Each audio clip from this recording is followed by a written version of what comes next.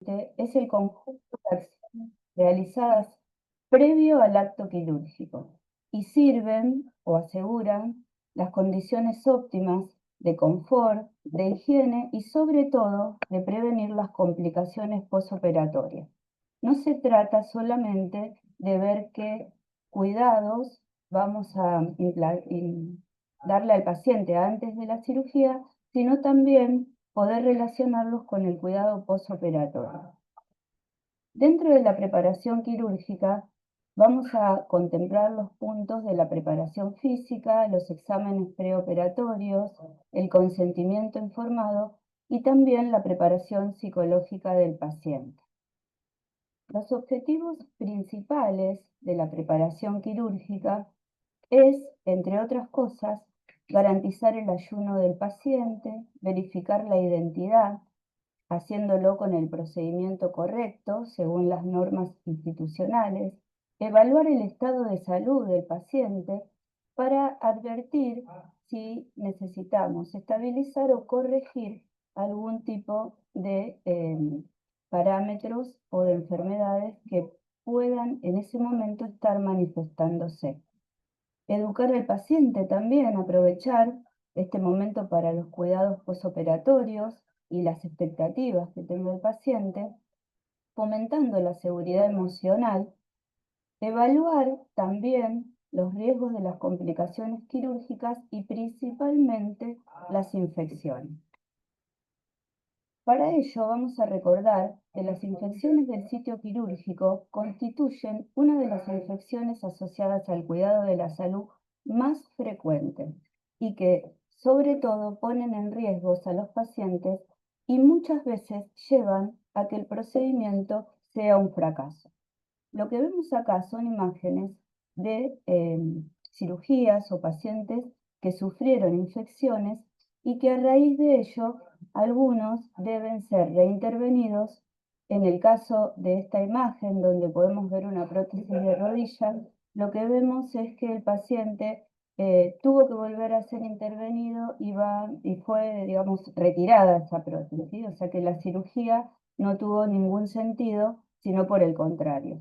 Estos pacientes, como sabemos en las infecciones, llevan muchos días de internación, internaciones prolongadas, tratamientos antibióticos muy costosos y además también el impacto que tiene en el paciente sobre la familia y sobre su vida cotidiana, el trabajo, la inserción en su vida diaria y en la sociedad.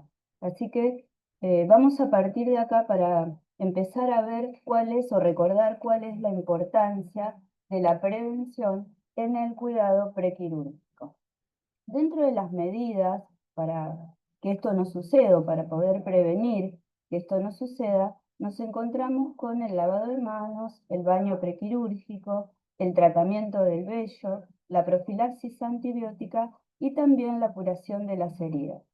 Todas acciones importantes que vamos a ir viendo a lo largo de la presentación que ya son conocidas por nosotros, pero que merece ser nombradas, ¿sí?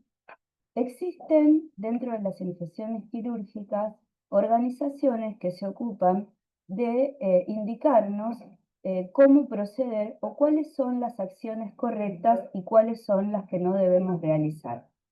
Esas indicaciones son las directrices mundiales, en este caso, de instituciones como el CDC o la Organización Mundial de la Salud. Para ello, comenzando por la preparación o el tratamiento de la piel del paciente, vamos a referirnos a dos situaciones que son el baño quirúrgico y la preparación en cuanto a la eliminación del vello, ¿sí? Las directrices dicen que se debe evitar remover el vello, ¿sí? Que no debe de ser depilado ni debe ser afeitado, que no se deben usar máquinas de afeitar cortantes, que en el caso de que sea necesario, se sugiere solamente recortar y nunca rasurar con una cuchilla. Que se debe hacer en el momento justo, y el momento justo es idealmente el mismo día de la cirugía o más cercano al horario de la incisión, dentro de las 2 horas previas a que el paciente va a ser intervenido. Hay que tener también algunas precauciones en aquellos pacientes que tengan una piel delicada. ¿Me escuchan bien? Sí. Sí, Debemos tener, bueno, precauciones extremas en aquellos pacientes que tengan una piel muy delicada y recordar siempre que la eliminación preoperatoria del vello es una acción nociva. Hágase con cualquier tipo de método, ¿sí? ¿Por qué? Porque es nociva, porque puede haber cortes microscópicos, puede haber abrasiones cuando realizamos este tipo de procedimientos, puede aumentar el riesgo de infecciones en el campo quirúrgico al remover la flora de la piel del paciente y volvemos a insistir en que no debe realizarse dentro de los quirófanos. Cuando decimos que no debe realizarse dentro de los quirófanos, muchas veces nos preguntamos por qué no debe realizarse dentro de los quirófanos. Porque dijimos que removerlo dentro del tiempo indicado, que es antes del procedimiento quirúrgico y hasta las 2 horas previas, puede incluir pensar que se puede hacer adentro del quirófano. No se hace porque cuando el paciente está próximo a la cirugía, a comenzar el procedimiento quirúrgico, nosotros dentro del quirófano, los instrumentadores quirúrgicos, tenemos el instrumental con el cual va a ser intervenido el paciente expuesto al ambiente. Sabemos que cuando removemos el vello puede volar y puede depositarte sobre los instrumentos quirúrgicos. Entonces, eso impediría que se pueda hacer o realizar dentro del quirófano. También hay que tener presente que en los casos en que en que se debe realizar igual por algún tipo de omisión o de error o equivocación, vamos a tener que cubrir todo ese instrumental y lo que va a pasar es que si bien el riesgo va a disminuir sin desaparecer, vamos a ocupar más tiempo y el tiempo quirúrgico es uno de los tiempos más valiosos dentro de la institución. En el caso de que nosotros necesitemos realizar el corte del vello, y ahora vamos a ver por qué se necesita porque el vello también puede albergar bacterias, ¿sí? Se necesita porque en algún tipo de procedimiento, en algunos procedimientos, necesitamos adherir el campo quirúrgico a apósitos estériles de fijación que van también a ayudar a prevenir las infecciones. Y también, en algunos casos, facilita la visibilidad del campo quirúrgico y de la incisión de la piel para tener una mayor precisión. Bueno, entonces en estos casos nosotros vamos a seguir estas directrices y estas indicaciones de las organizaciones y asociaciones que saben, que están acreditadas y garantizadas, y nos dicen que vamos a tener que usar una máquina para cortar el vello, que en nuestra institución contamos con ella, la podemos utilizar que esta máquina lo que va a hacer es provocar menos irritación de la piel por el tipo de corte que va a hacer. Tiene dientes muy finitos que van a cortar al vello muy cerca de la piel sin ser un rasurado o una depilación. También lo importante de estos equipos es que se pueden desinfectar fácilmente entre paciente y paciente y que además las cuchillas son descartables, ¿sí? Esto va a colaborar o va a sumar a disminuir los riesgos de la infección cruzada. Existen en el mercado varias marcas, pero las más, digamos, las mejores o las más utilizadas para las instituciones de salud son estas que tienen una parte que son descartables, ¿sí? También esas directrices nos enseñan o nos dicen a través de protocolos o procedimientos cómo hacerlo, ¿sí? O sea, cómo eliminar el vello. Tenemos que seguir el patrón quirúrgico, ¿sí? O sea, donde nosotros sabemos o imaginamos o presumimos que se va a realizar la incisión quirúrgica. comenzar primero con un buen lavado de manos de parte del enfermero. Utilizar guantes no estéril no es necesario, no es una técnica estéril. Mojar la zona donde se va a realizar el corte para aislarla de los demás y también para controlar que el vello no vuele y se disemine hacia las sábanas del paciente o la vestimenta del paciente. Siempre cortar desde el centro hacia la periferia. Secar y quitar el vello que haya quedado adherido y por supuesto en nuestra institución se va a realizar antes de que el paciente se realice el último baño antes de trasladarse al quirófano, ¿sí? Tenemos que ejercer, cuando realizamos el corte, una presión suave, empujando hacia adelante contra la dirección en la que crece el vello, ¿sí? Para que no tengamos que algún resto de vello que no haya sido removido, nosotros tengamos que volver a hacer alguna otra pasada, sumar alguna otra pasada a la piel, porque como dijimos antes, siempre va a ser un procedimiento abrasivo, ¿sí? ¿Cuáles son o cómo podemos nosotros darnos cuenta dónde debemos realizar o cuál es la zona anatómica donde nosotros debemos realizar este tratamiento del vello, el retiro del vello, ¿sí? Entonces tenemos que pensar en la anatomía, ¿sí?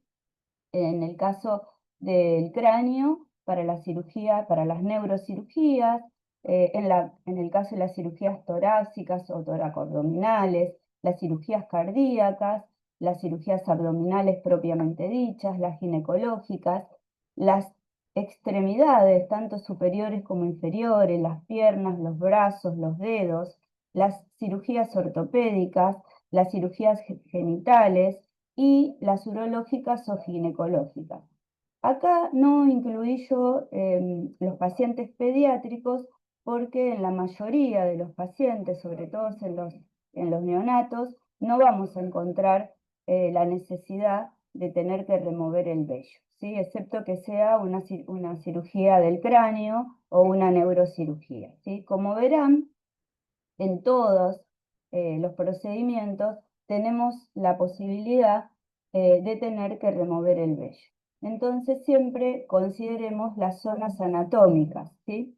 Si bien hoy todos los procedimientos, casi el 100% de los procedimientos, tienen incisiones o técnicas quirúrgicas que incluyen incisiones mini invasivas, como las laparoscopías, las toracoscopías, las mini esternotomías, que son incisiones más chicas, el campo quirúrgico se va a constituir o se va a armar igual que un campo convencional. Siempre tenemos que tener presente que ese campo va a ser amplio, ¿sí? Así que no tengamos miedo en cuando recortemos o cortemos el vello de que los límites de ese corte se amplíen un poco, ¿sí? O sea, no tengamos miedo de eso, ¿sí? Para esto hay muchas instituciones, y la nuestra también, crean protocolos para poder realizarlo de la forma más correcta y más precisa. Como les decía, en nuestra institución y como conocemos, nosotros tenemos algunos protocolos, principalmente en aquellas especialidades como la cirugía cardiovascular o vascular y la cirugía general, que son especialidades que tenemos históricamente un manejo muy, digamos, muy satisfactorio, ¿sí? Acá la suerte también que es que podemos contar con estos dibujos, estas imágenes, estos diagramas, que yo los he visto en los office de enfermería, que los podemos encontrar también en toda la información en el escritorio, en la página de infectología, también en la página de enfermería, y lo bueno es que los podemos consultar para poder realizar los procedimientos en el caso de que no los conozcamos para el personal nuevo o que nos hayamos olvidado o que no lo hagamos con frecuencia, ¿sí? Siempre es bueno poder contar con esta información, tenerlo a mano y poder utilizarla, ¿sí? Como les decía, con este protocolo de la cirugía vascular, vamos a aprovechar también que la institución está teniendo en estos momentos una mayor cantidad de este tipo de procedimientos para poder ir viéndolos individualmente, ¿sí? La cirugía coronaria, que es una de las cirugías cardiovasculares, digamos que dentro de la cirugía cardíaca se realiza con mayor frecuencia, nosotros vamos a tener este esquema donde nos indica cómo va a ser la preparación. Por un lado, vamos a tener que preparar el tórax del paciente porque se va a realizar una esternotomía, ¿sí? Una apertura lineal media sobre el hueso del esternón, ¿sí? Y va a ir desde el manubrio esternal hasta el apófisis sifoide. Nosotros podemos palpar ese lugar, así que no deberíamos tener problemas para identificarlos. También vamos a preparar la zona femoral de ambas piernas, o sea, ambas ingles, y acuérdense de esta preparación ampliada, o sea, no tengamos miedo en ampliar esa preparación, y los miembros inferiores, ¿sí? Los miembros inferiores en la cirugía coronaria se prepara la cara interna de toda la pierna, desde las ingles, desde la zona femoral, hasta el maleolo interno tibial. Y se prepara porque por allí pasa o recorre o vamos a encontrar la vena safena interna, que nos va a servir, que vamos a utilizar para el bypass coronario, ¿sí? Que es el conducto venoso de elección. Siempre en todas las cirugías coronarias, nosotros como primer injerto vamos a utilizar esta vena, ¿sí? Y en el caso, o en los casos especiales donde el paciente a través de los estudios o por ser un paciente ya reintervenido, conozcamos y sepamos con seguridad de que no vamos a tener estos conductos, el conducto de la safena, vamos a tener que pensar en la arteria radial, ¿sí? Ya es un conducto arterial, es un conducto diferente, y el recorrido que vamos a utilizar de la arteria radial va a ser en el antebrazo, ¿sí? O sea, sí que vamos a preparar los dos antebrazos.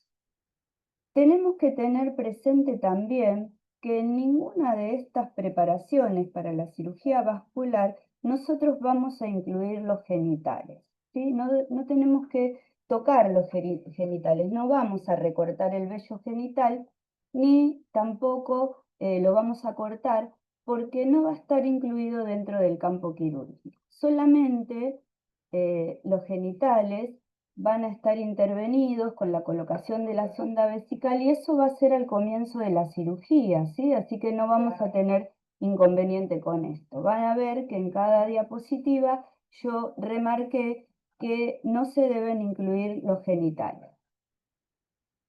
Otro tipo de cirugías que también tienen una preparación parecida, la esternotomía, la zona femoral y las piernas, son las cirugías de la válvula aórtica, las cirugías valvulares en general, las cirugías de reemplazo de la arteria aorta o de alguna enfermedad de la arteria aorta, como es la cirugía de Ventral-de-Bono, la cirugía de Cabrón, la cirugía de Tyrone Davis o la tromboendarterectomía pulmonar.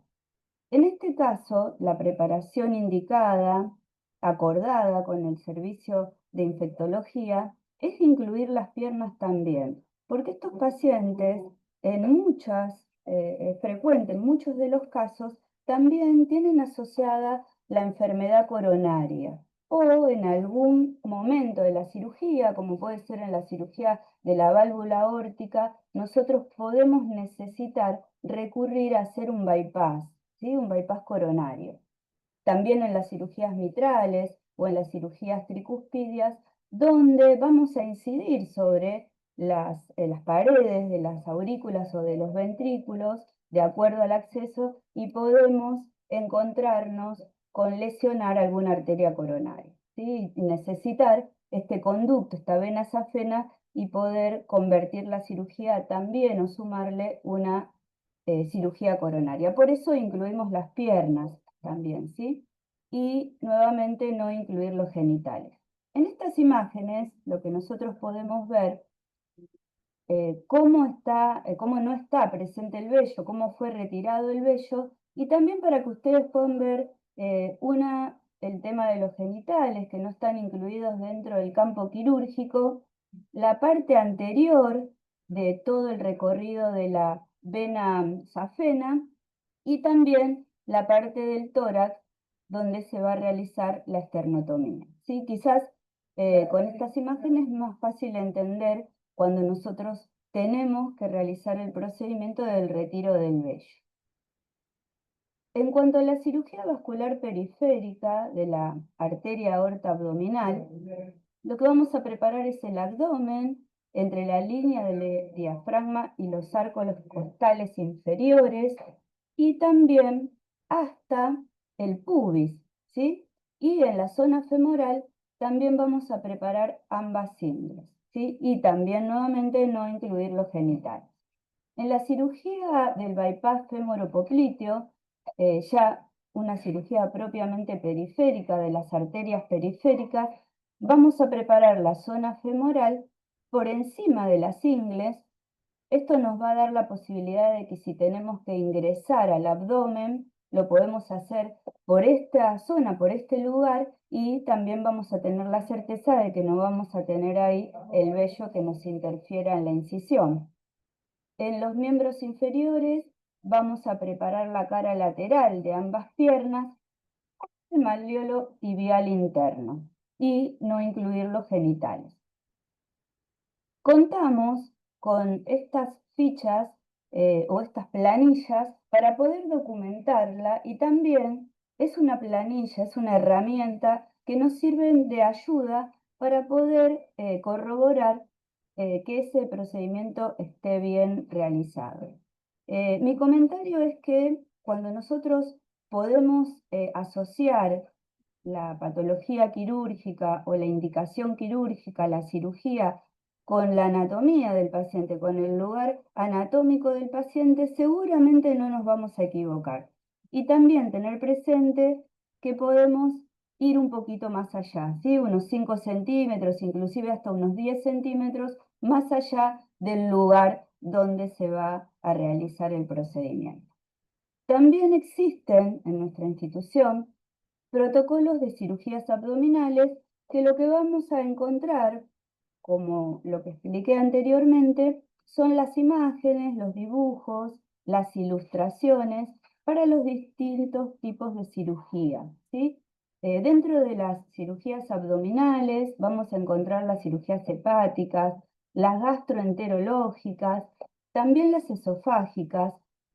Algunos procedimientos esofágicos van a ver que incluyen también el tórax, ¿sí? Porque son las diferentes técnicas quirúrgicas para el abordaje del recorrido donde se encuentra el esófago. Así que si nosotros pensamos en cuál es la resolución quirúrgica, o sea, cuál es la patología del paciente y nuevamente la anatomía, dónde se va a encontrar, podemos acertar o acercarnos lo más, digamos, específico a el tratamiento del vello al lugar donde lo necesitamos, ¿sí? Así que acá tenemos las imágenes para la cirugía hepática, para la cirugía colónica o intestinal, las hernias inguinales, las hernias umbilicales y también las epigástricas o, como les decía antes, la cirugía esofágica, ¿sí?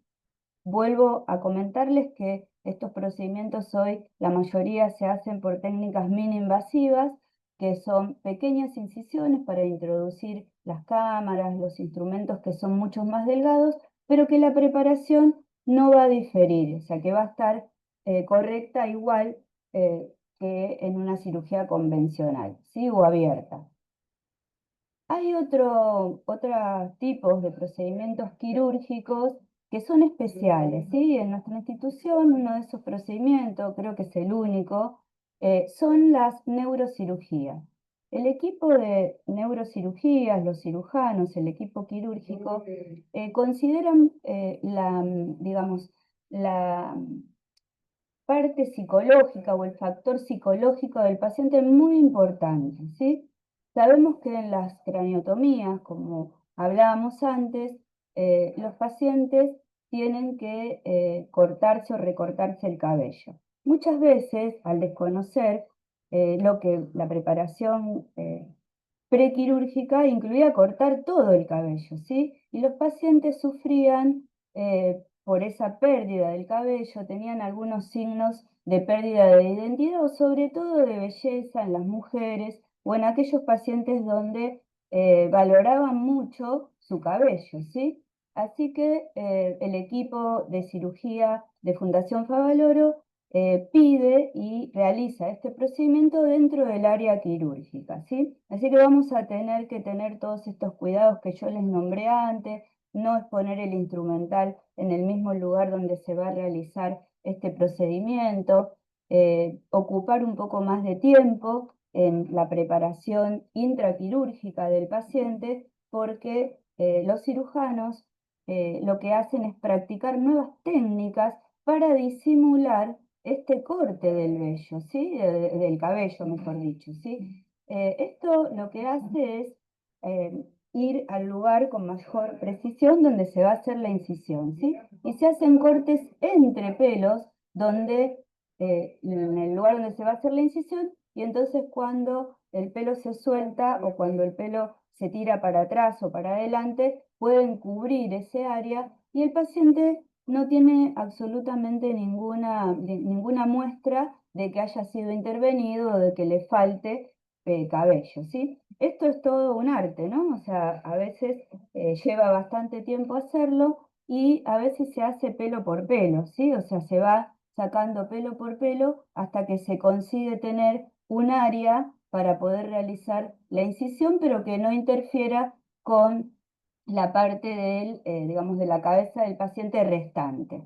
¿Sí? Es bastante interesante y la verdad es que los pacientes agradecidos. Otra de las intervenciones, acá vamos a pasar al baño prequirúrgico, vamos a hablar sobre todo del mismo día de la cirugía, pero vamos a hacer mención o vamos a recordar de qué se trata, ¿no? El baño prequirúrgico, ¿sí? Este baño, esta higiene del paciente, está indicado previo a cualquier cirugía, ¿sí? O sea, no importa qué tipo de intervención sea, ¿sí? O si el paciente está internado, si el paciente es ambulatorio, si se va a ir a su casa, o si la cirugía es menor, o si es una cirugía mayor o con implantes, o sea, no tiene ningún tipo de distinción, ¿sí? Este baño se debe realizar sí o sí siempre en los pacientes quirúrgicos, ¿sí? Se debe utilizar un jabón antiséptico, ¿sí? Hoy la recomendación es la clorexidina con una concentración al 4%, y siempre tratar de hacerlo en la zona donde se va a realizar la incisión primero, o el lugar anatómico, ¿sí? Si es el abdomen o es el cráneo, o son los miembros o es el tórax. Siempre hacerlo primero en esa zona y después ir hacia las zonas que se denominan o que se nombran más sucias o más contaminadas, como pueden ser los genitales, ¿sí? O sea, o algunas otras zonas que estén más alejadas del lugar, ¿sí? Se consideran así las zonas más alejadas, ¿sí? Siempre comenzar por esa zona, pero hacerla de una forma bastante atenta y de forma minuciosa, ¿sí? O sea, nosotros tenemos que darle la importancia y transmitirle también a los pacientes la importancia del baño prequirúrgico, porque realmente es una medida que va a disminuir el riesgo de las infecciones quirúrgicas, ¿sí? Es importante que el paciente se higienice la cabeza, la cara, la nariz, las axilas, la zona perineal, tanto los genitales externos como la zona anal, ¿sí? El ombligo, que es una de las zonas del cuerpo que puede estar más sucia, y los pliegues interdigitales. Como comentario, acá sabemos que no todos los pacientes tienen hábitos de higiene iguales o buenos hábitos de higiene, y muchas veces, a pesar de que las indicaciones están dadas, que a veces los pacientes hacen el baño, pero tienen una mala higiene previa, ¿sí? O sea, de otros momentos, y que a veces no se remueve con estos baños. Así que siempre hay que estar cerca del paciente, hay que tratar de darle las indicaciones y poder visualizar y poder corroborar cuál es el estado de la piel del paciente, ¿sí? No solamente para remover la suciedad, sino también para ver si el paciente tiene algún tipo de reacciones alérgicas o si tiene algún tipo de, digamos, de cortadura en la piel, o sea, de lastimaduras, ¿sí? Porque esto es muy importante para poder registrarlo y poder comunicarlo y transmitirlo al equipo quirúrgico, ¿sí? Para que después el equipo quirúrgico durante la cirugía pueda hacer estas consideraciones, las pueda aplicar a algún otro tipo de tratamiento según el tipo de cirugía, el tipo de paciente y todas estas características que nosotros vamos a considerar para el paciente quirúrgico, ¿sí? Se recomienda que el paciente se bañe previamente al día de la cirugía, ¿sí? Al menos tiene que hacer 4 baños previos, ¿sí? En la institución, la actualización de la norma, según el servicio de infectología, nos dice que esos baños previos tienen que ser los 2 días antes de la cirugía, ¿sí? Repartirlos en esos 2 días, por lo cual el paciente se va a bañar 2 veces por día, los 2 días previos a la cirugía. Y también se va a realizar un baño antes del momento de la cirugía. Acuérdense, 2 horas antes de la cirugía, cuando el paciente se interna, ¿sí? Acá es donde yo voy a poder estar con el paciente, reforzar las indicaciones, observar la piel del paciente y corroborar que el paciente lo haya hecho bien, ¿sí? También otra de las recomendaciones es la colocación de la crema nasal, de este antibiótico para las bacterias en la nariz, que se deben colocar también 2 veces por día antes de la cirugía, los días previos antes de la cirugía, en cada fosa nasal. Existen situaciones especiales, ¿sí? Para la higiene o el baño prequirúrgico, ¿sí?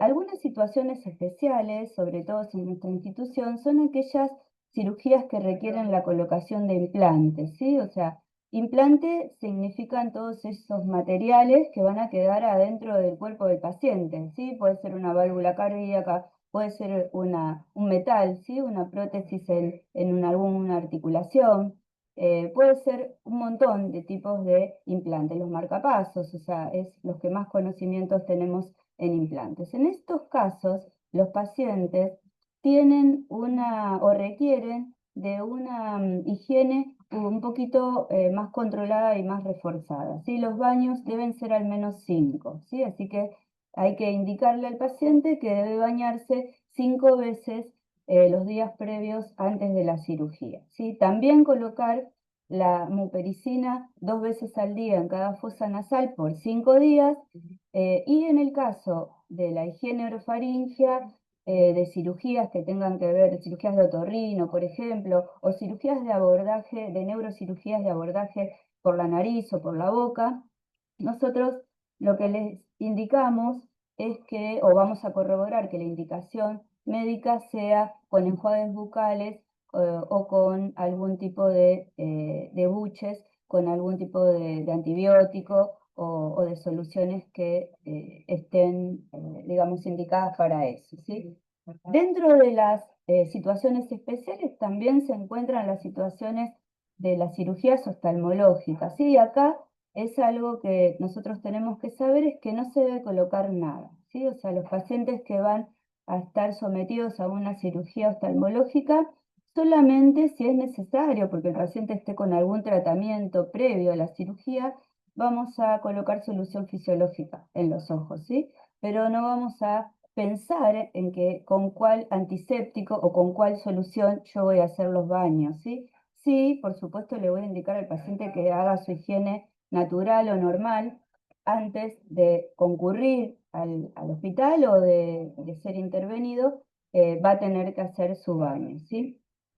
Dentro también de las situaciones especiales se encuentran aquellas situaciones de los lugares difíciles de llegar para la higiene, ¿sí? Como puede ser la espalda, ¿sí? O sea, cuando yo tengo una cirugía de columna, que acá también la practicamos mucho, sabemos muchos pacientes, vamos a tener que tener un mayor control. Si nosotros conocemos al paciente y sabemos que el paciente va a ser sometido a ese tipo de cirugía, conversar con el paciente y preguntarle si se bañó, cómo hizo para bañarse, si llegó bien a la espalda. Y si tuviéramos que reforzarlo, podemos usar o los paños con clorexidina o también, si el paciente lo permite, si quiere, si se siente cómodo, si no está acompañado por un familiar, ingresar al baño con el paciente y ayudarlo, ¿sí? Ayudarlo a que pueda en esa zona tener una higiene un poco más controlada, ¿sí? O sea, realizar un poco mejor la higiene.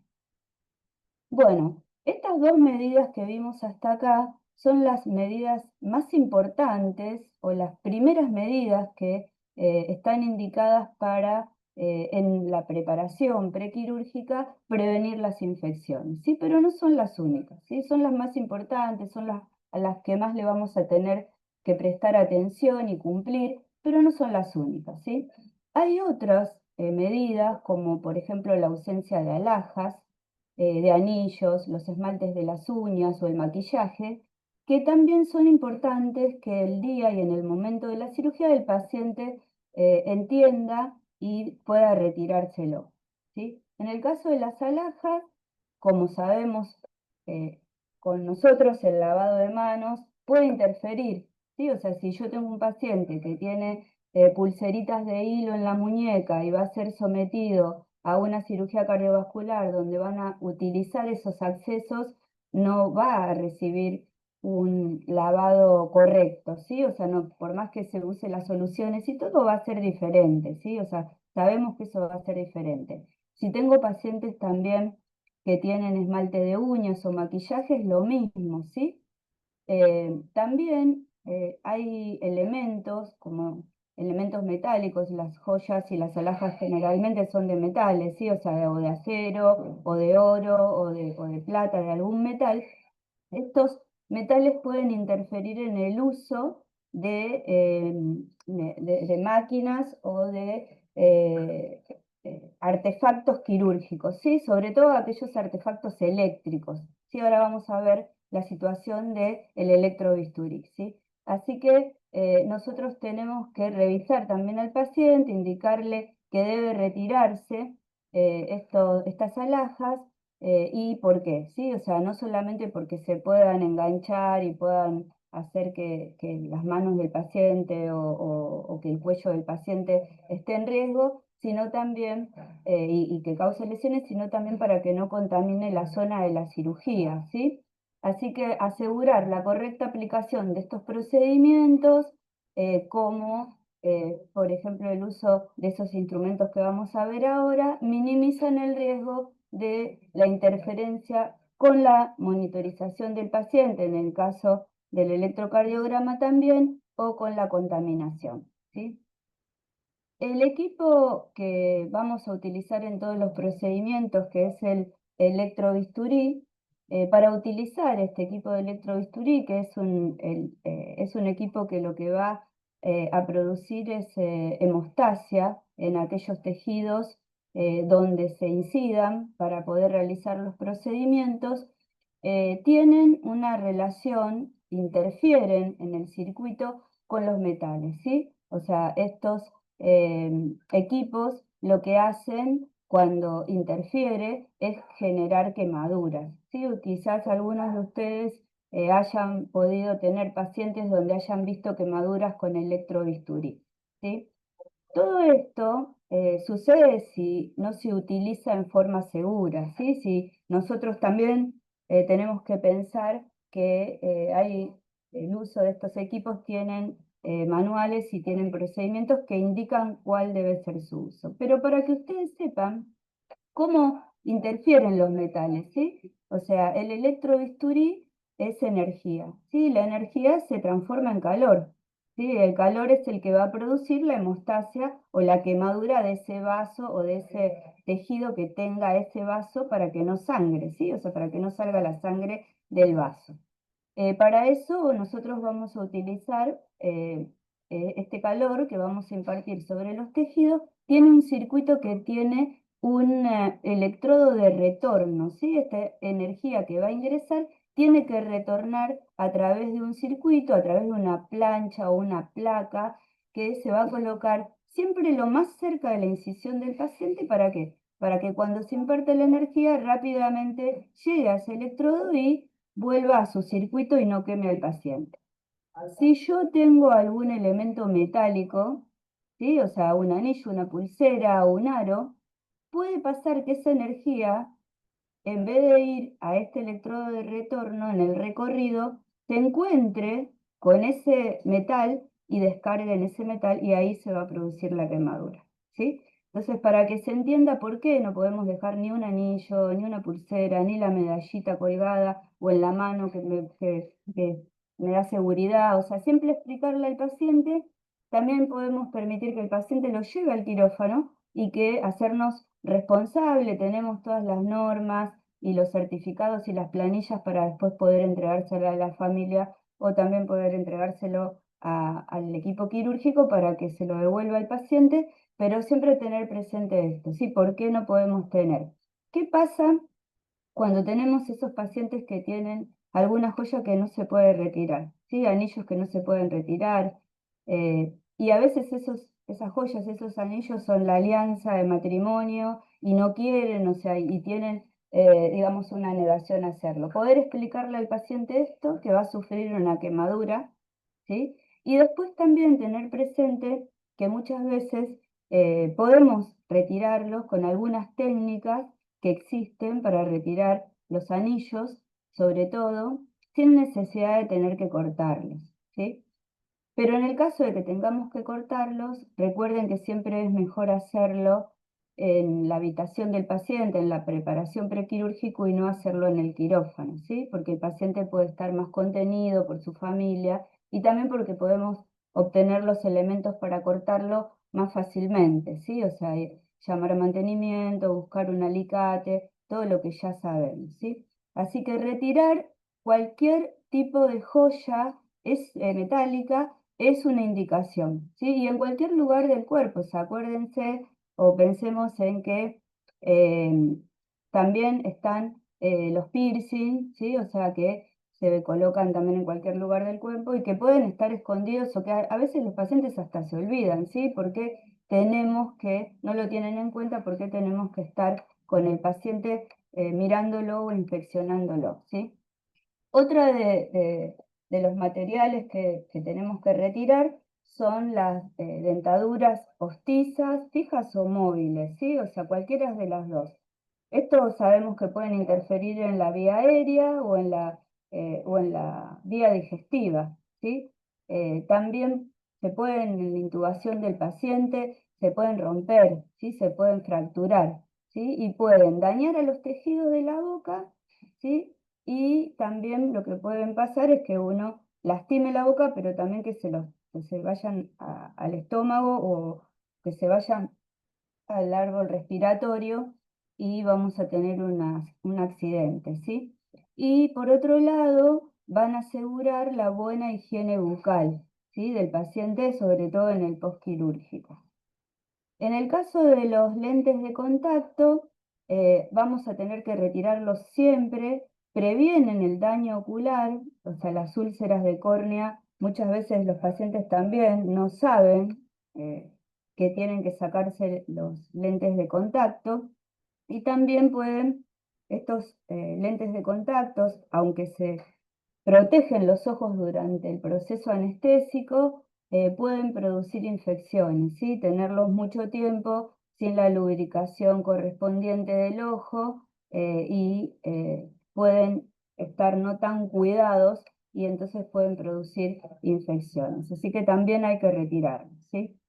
Eh, una pregunta que nos hacemos muchas veces y que es un tema que yo también estuve investigando, que es el tema de la comunicación en el quirófano, ¿sí? La importancia que tiene la comunicación del paciente, desde la seguridad, desde su propia seguridad, donde el paciente tiene que ser parte de su cuidado, tiene que entender cuáles son los pasos que se va a seguir en un procedimiento quirúrgico.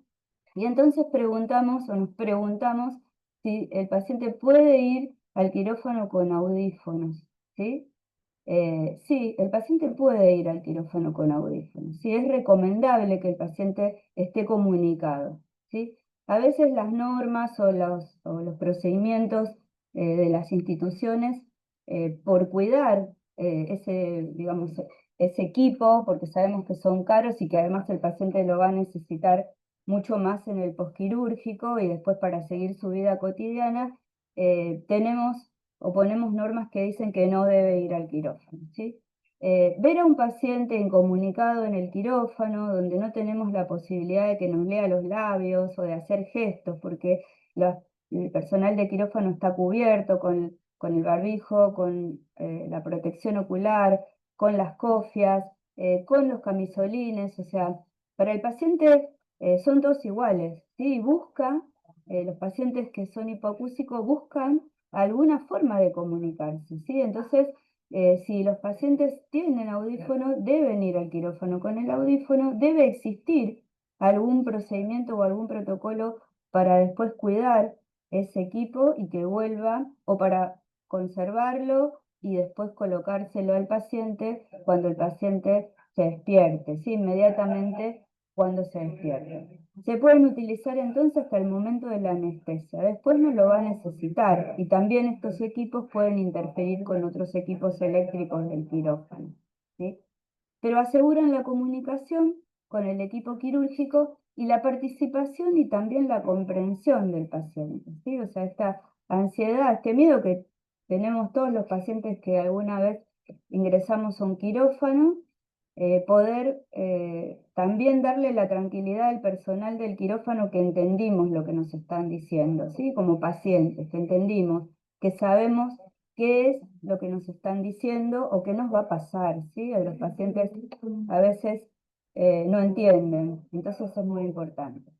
En el caso de los niños, lo que nosotros tenemos que asegurar es que esos niños tengan un interlocutor, ¿sí? O sea, tengan algún familiar, que puedan ser acompañados por un familiar, y en nuestra institución los familiares de los niños pueden ingresar al quirófano con los niños hasta que el niño se duerma, ¿no? O sea, que se le realice la anestesia y se duerme, ¿sí? Pueden acompañar al niño y ser los intérpretes y ser el medio, ser los interlocutores del niño. En el caso de los maquillajes también es bastante importante tenerlo en cuenta porque hoy sabemos que hay una cantidad nueva de formas de maquillaje, ¿sí? Como las pestañas postizas.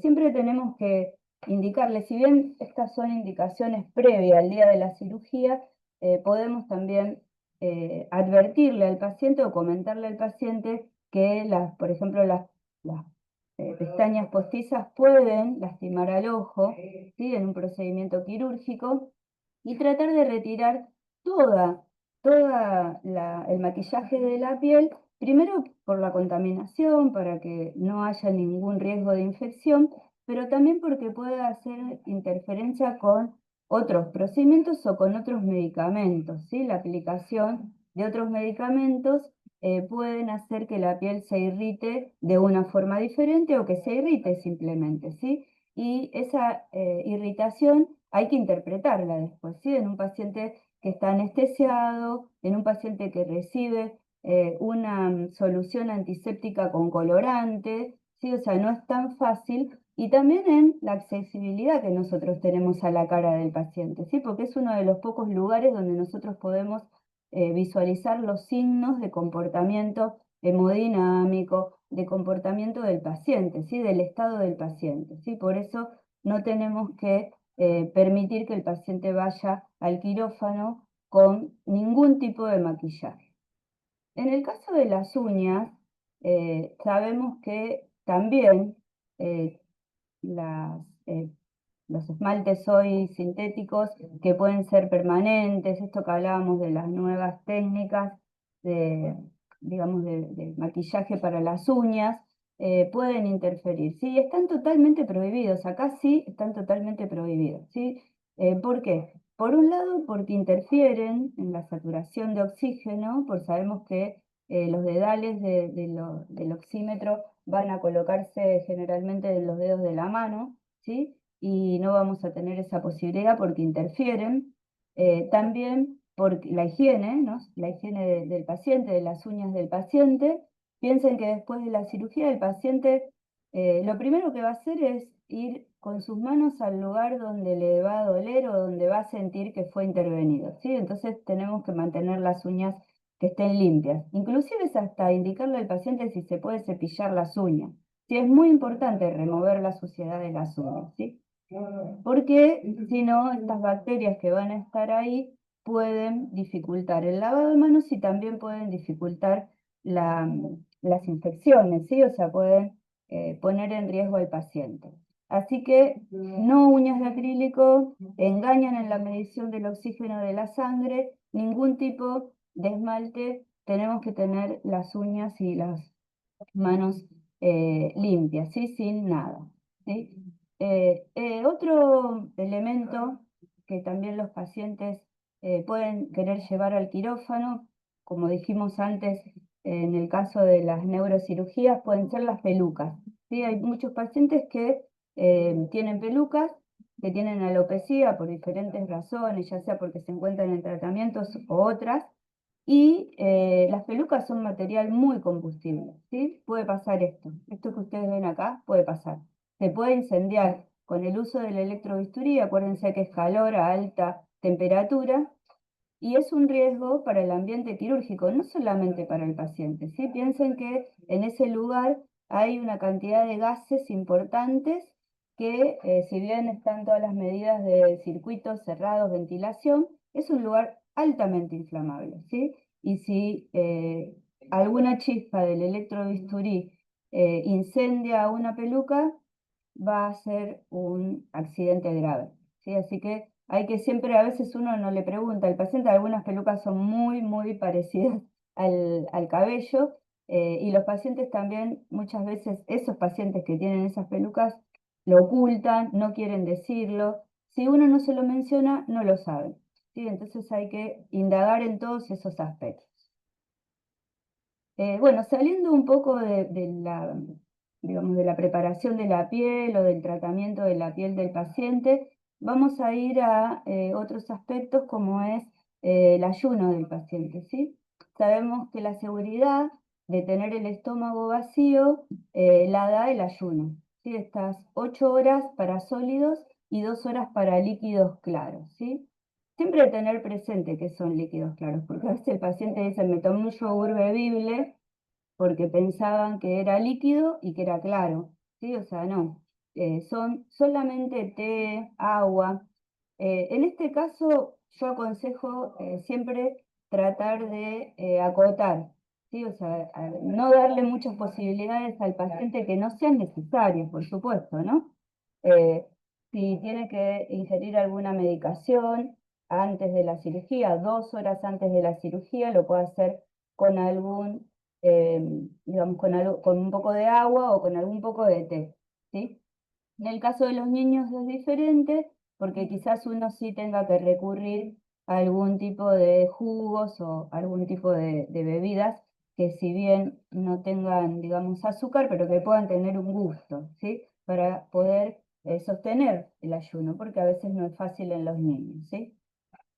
Si la intervención es en el turno de la tarde, sí, en el día, pero en el turno de la tarde, el turno de la tarde decimos después de las 12, 1 del mediodía, el paciente puede desayunar temprano, se aconseja que eso lo va a hacer el médico en el prequirúrgico eh, anterior al día de la cirugía, pero que desayune 8 horas antes del procedimiento, ¿sí? Siempre liviano, ligero, pero estar en ayuna desde el día anterior, aunque sea última hora, hasta las 2 de la tarde, o a veces tengan en cuenta que las cirugías se retrasan, ¿sí? La mayoría de las veces se retrasan porque no son matemáticas, o sea, los pacientes no son todos iguales, los procedimientos no son todos iguales, pero también tenemos que saber que el ayuno es necesario. Si un paciente no está en ayuno, no se puede intervenir, ¿sí? O sea, no puede ser operado, ¿sí? Así que explicarle al paciente y a la familia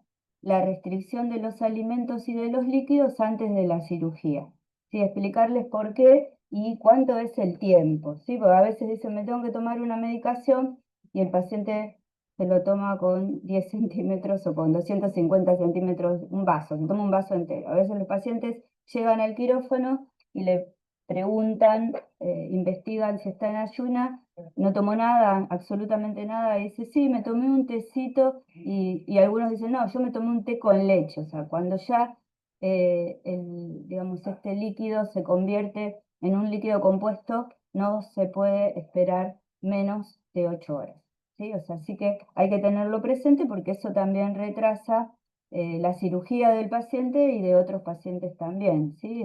Y de la programación quirúrgica, ¿sí? En cuanto a las alergias, también hay que conocerlas, saber si el paciente está con algún tratamiento sobre las alergias. ¿Para qué? Para prevenir las reacciones. A veces los pacientes suspenden la medicación, después vamos a hablar también de esto, y protegerlo, ¿no? Y una de las alergias que pueden poner en riesgo la cirugía y la suspensión de la cirugía es la alergia al látex, ¿sí? Hay muchos pacientes o equipos quirúrgicos que no logran recabar esa información en el prequirúrgico y cuando el paciente llega al quirófano manifiesta o expresa que es alérgico al látex, ¿sí? Ante un paciente que expresa que es alérgico al látex en el quirófano, nosotros tenemos que tomar todas las medidas para ofrecerle al paciente y asegurarle un ambiente libre de látex. ¿Sí? Sobre todo porque en nuestra institución existen protocolos que aseguran tener un quirófano libre de látex, ¿sí? Donde la preparación del quirófano requiere de tiempos quirúrgicos diferentes, aireación del quirófano, los equipos, materiales, instrumental, todos los elementos para anestesiar al paciente, desde jeringa, tubos endotraqueales, tienen que estar sellados, chequeados, que sean libres de látex y tener al menos una permanencia libre del contacto de látex por 8 horas, ¿sí? O sea, la cirugía tiene que ser a primera hora del día, bueno, un montón de requisitos y de protocolos que lo pueden encontrar en las normativas y se pueden interiorizar ahí también para conocerlos, que van a impedir que si el paciente dice que es alérgico al látex, uno pueda llevar a cabo el procedimiento, ¿sí? Así que sabemos que, bueno, de qué se trata la alergia al látex y que puede tener reacciones graves, ¿sí? Hasta el shock anafiláctico y la muerte del paciente, ¿sí? Así que hay que tener preparado todo el protocolo adentro del quirófano y conocer este dato, ¿sí? A veces, ahora vamos a ver la planilla que tenemos, esta herramienta que utilizamos, pero esa planilla hay que utilizarla y tiene que estar completa y donde dice alergias hay que indagar al paciente y anotar y registrar todo este tipo de alergias. En algunas instituciones los pacientes son identificados con una pulsera que dice que es alérgico al látex, ¿sí? Estas son algunas medidas no tan nuevas, pero que muchas veces es costoso ponerlas en práctica, pero que es una medida que funciona y que, digamos, que es acertada para este tipo de pacientes, ¿sí? Bueno, con respecto al examen físico del paciente y a los exámenes que vamos a necesitar corroborar para los pacientes que se encuentran en el prequirúrgico, por un lado nos van a servir para saber el estado de salud del paciente para la cirugía y como hablábamos antes o nombrábamos antes en el posoperatorio del paciente, ¿sí? Hay exámenes que son exámenes que se dicen generales para todos los procedimientos.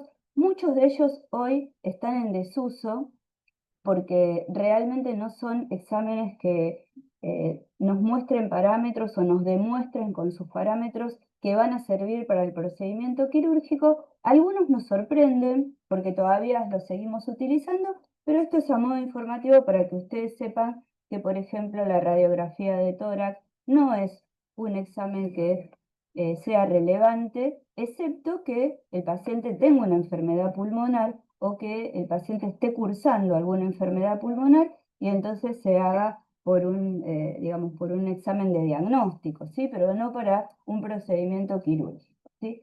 Esto pasa que, como les decía, algunas instituciones todavía siguen realizándolas, pero que realmente no son tan necesarias. En el caso del hemograma, nosotros lo que vamos a buscar es que no haya ningún signo de infección a través de los glóbulos blancos, que haya una buena concentración en la hemoglobina de oxígeno. En el caso del hepatograma, lo que vamos a corroborar y asegurar es que haya una función hepática que sea o que esté dentro de los parámetros normales, porque la mayoría de los fármacos anestésicos van a ser eliminados o van a ser procesados a través del hígado, ¿sí? El grupo sanguíneo y el factor, por supuesto.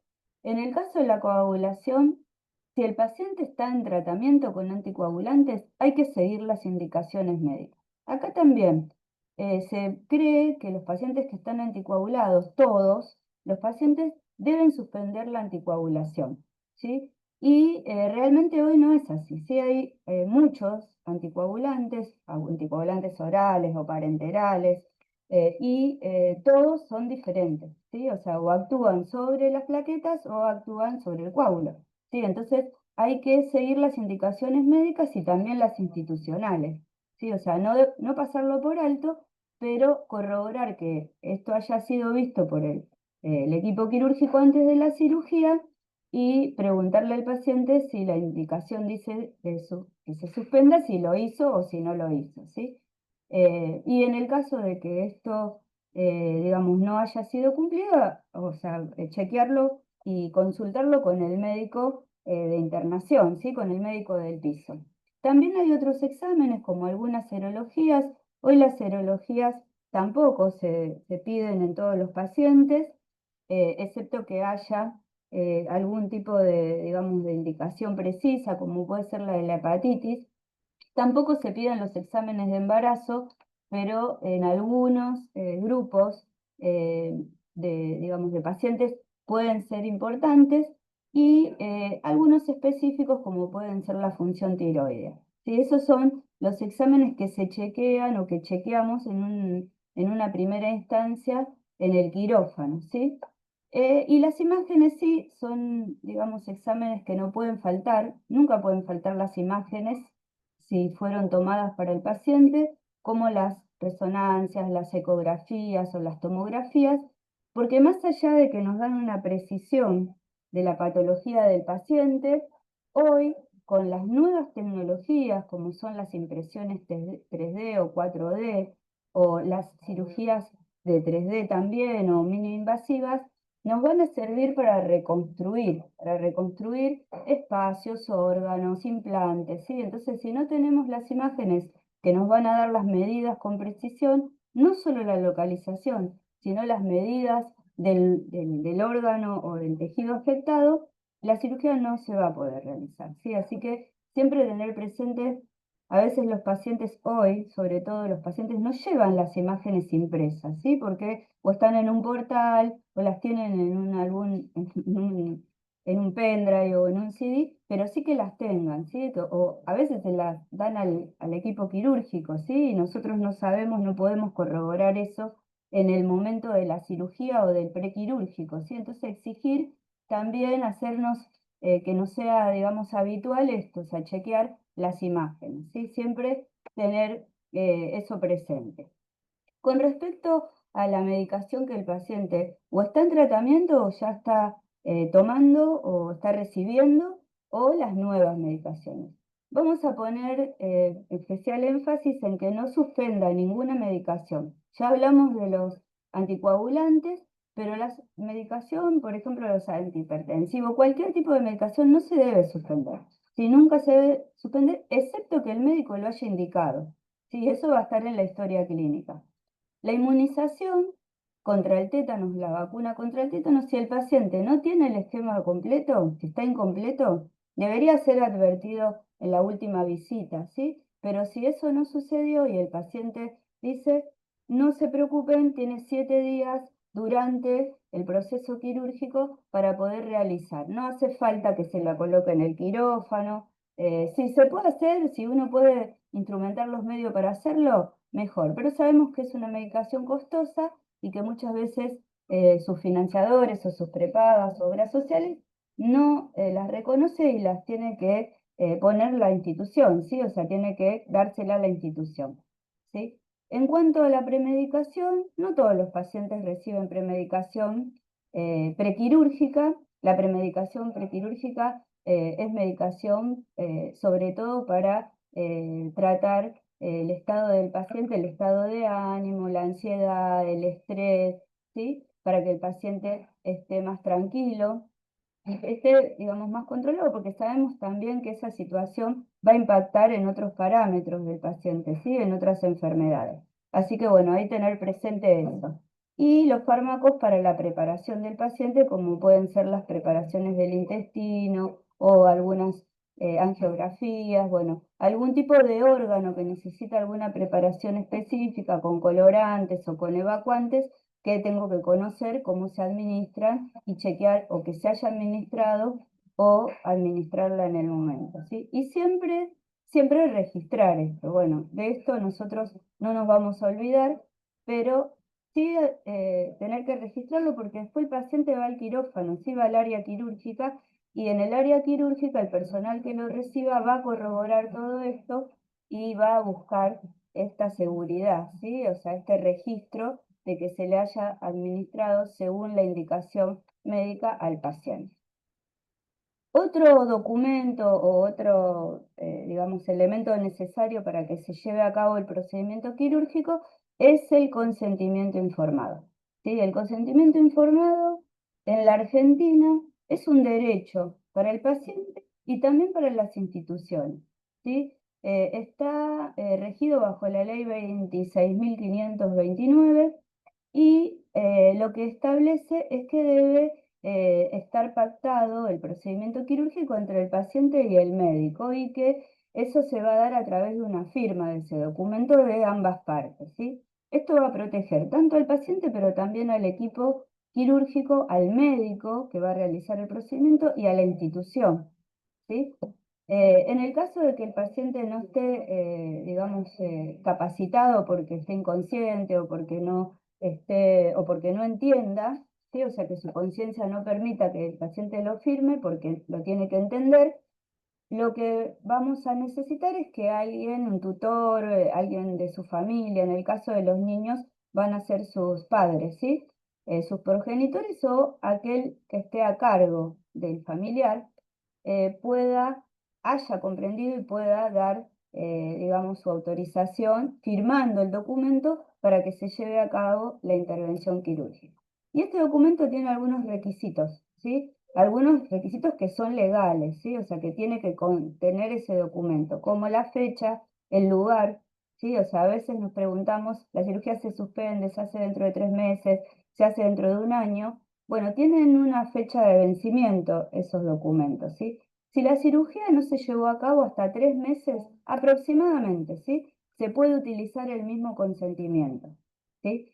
Pero si el paciente se opera después de un año de haberse firmado ese permiso o ese consentimiento, ese acuerdo, vamos a tener que repetirlo, ¿sí? No es una responsabilidad del enfermero, ni del personal de enfermería, ni tampoco del personal médico que no conoce al paciente, ¿sí? O sea, el consentimiento informado es un acto de, digamos, de confianza que el médico tiene, el médico que va a hacerse cargo del paciente y que le está proponiendo el procedimiento, tiene que explicarle al paciente, donde le va a explicar los riesgos, donde le va a explicar los beneficios, qué puede pasar y el paciente tiene que dar su conformidad a eso. O sea, no cualquier profesional puede firmar ese consentimiento, ¿sí? Tiene que estar claro el diagnóstico, tiene que estar claro cuál va a ser el tratamiento, o sea, qué se le va a realizar a ese paciente y también tiene que ser un documento que avale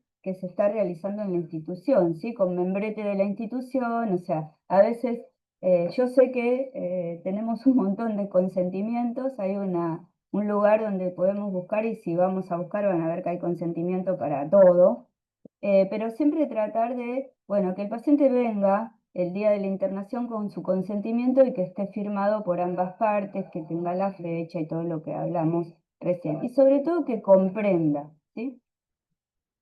Bueno, todo esto que parece o que lo hacemos, o que parece que lo hacemos rápido, o que lo hacemos, lleva tiempo, ¿no? O sea, si lo queremos hacer completo, correctamente, nos va a llevar tiempo. Así que siempre hay que prepararnos antes, planificar cómo vamos a hacer la preparación quirúrgica del paciente, y para eso contamos con algunas herramientas. Ya vimos las herramientas para la marcación, ¿sí? Para el tratamiento del vello y la marcación quirúrgica, y también tenemos el checklist prequirúrgico, ¿sí? Que personalmente la verdad es que esto ha dado buenos resultados y fue un cambio importante en la preparación quirúrgica del paciente, ¿sí? Porque tenemos en esta planilla que conocemos todos los ítems necesarios para que el paciente, para asegurar que el paciente ingrese al quirófano de la forma más segura, ¿sí?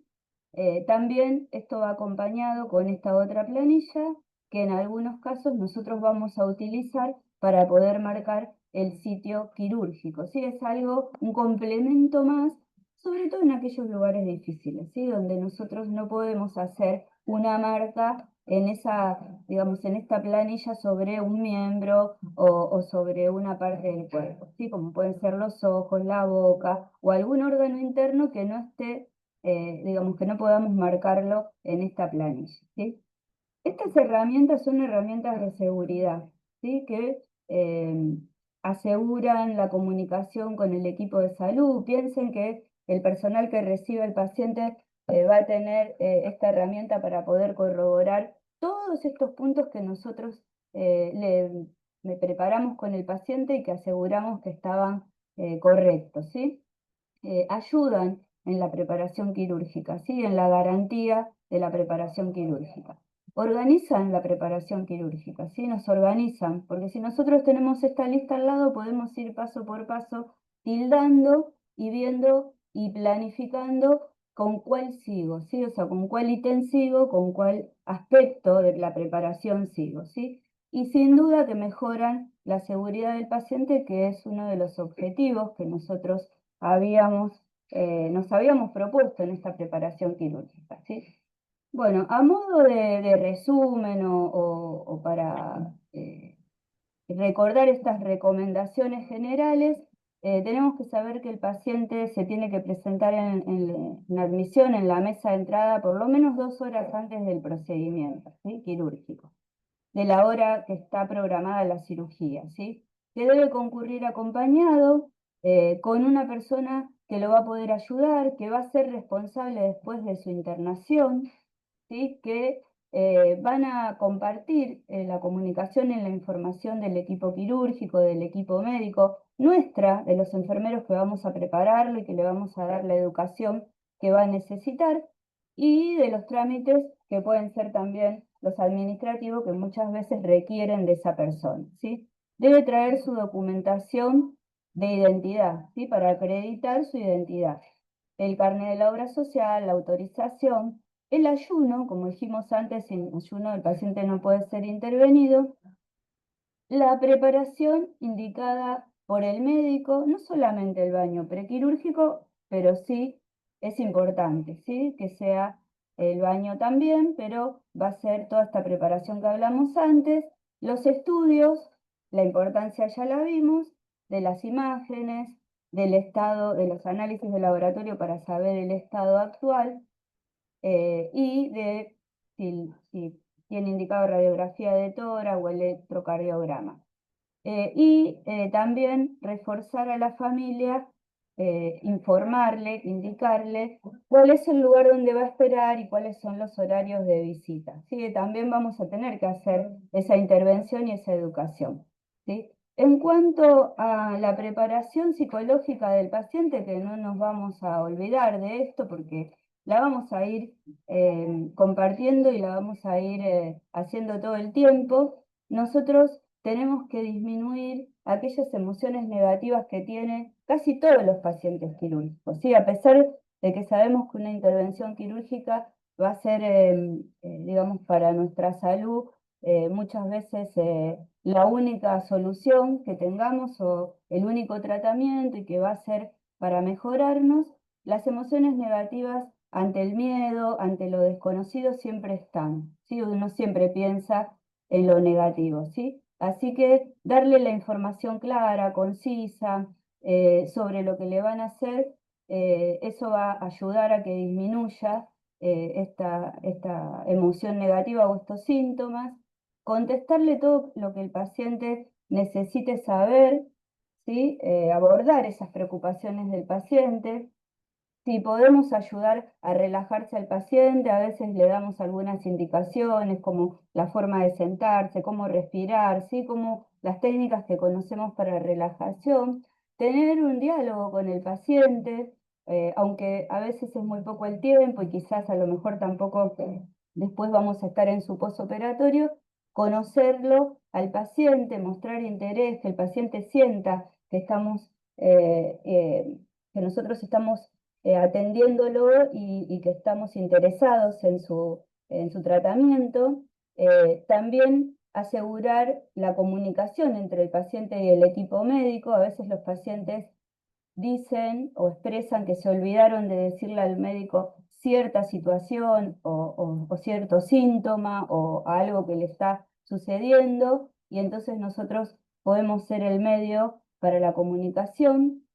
Siempre permitir que el paciente hasta último momento esté acompañado con la persona de su confianza, con su familiar, ¿sí? Sobre todo en los niños, ya les hablamos de cómo se trasladan los niños al área quirúrgica, y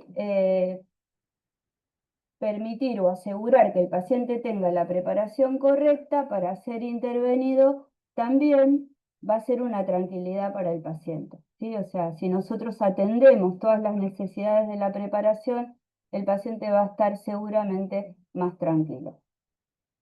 Así que el rol de la enfermería, el rol, perdón, del enfermero en la preparación quirúrgica del paciente es un rol muy importante, ¿sí? Eh, Todas estas acciones, todas estas eh, intervenciones que vamos a darle al paciente deben ser de forma humanizada, ¿sí? Eficiente, eficaz, deben contribuir a reducir los riesgos de contaminación, errores, ¿sí? Y tratar siempre de hacerlo de la mejor forma posible. A veces la mejor forma requiere de menos tiempo, de hacer cosas más simples, pero seguras, ¿sí? O sea, siempre darle al paciente lo mejor para el paciente, ¿sí? O sea, lo mejor que tengamos, que sepamos y que conozcamos para el paciente. Una vez que el paciente es trasladado al área quirúrgica, las personas que lo reciban van a también recibir toda esta información que está documentada y registrada a través de la planilla. El paciente va a ingresar al quirófano, va a ser también atendido, y también vamos a tener una lista, esta herramienta importante que quiero remarcar dentro del quirófano, que es la lista de verificación para cirugías seguras, ¿sí? Donde vamos a corroborar la identidad del paciente, los antecedentes, el tipo de cirugía, el lugar a intervenir y la preparación quirúrgica, tanto física. También nos vamos a dar cuenta de la preparación emocional, si tuvimos alguna intervención ahí, y también la documentación del paciente. Así que, bueno, muchas gracias por todo, espero que les haya servido, y no solamente que nos mantenemos en contacto, les dejo después la última diapositiva con los lugares donde se puede consultar todas estas normas, y muchas ya sabemos y las conocemos, pero siempre es bueno tener a mano el lugar donde poder recurrir ante una duda o ante algo que nosotros no sepamos.